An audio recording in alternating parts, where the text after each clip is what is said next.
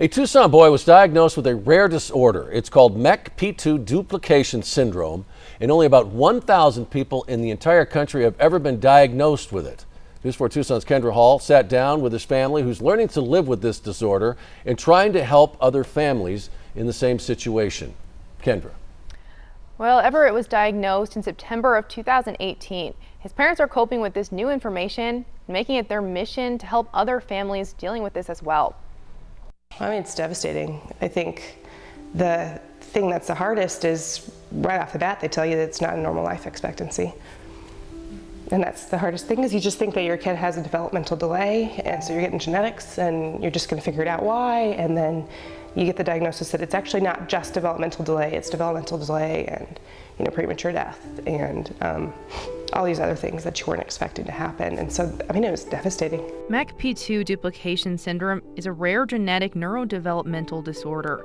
There are a wide variety of symptoms, including low muscle tone, intellectual disability, developmental delays, speech abnormalities, and more.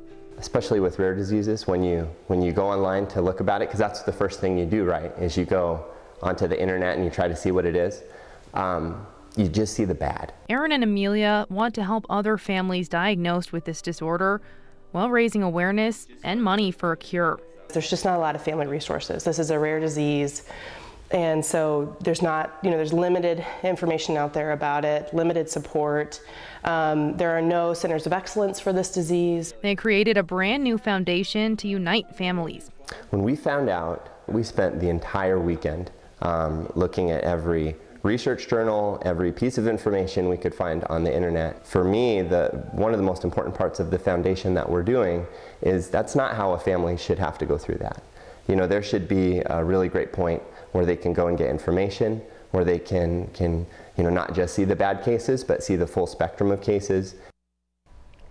Now, through the foundation, they're raising money for research. If you want to give, we have all the details on our website. That's KVOA.com. Sean, Alex, back to you guys.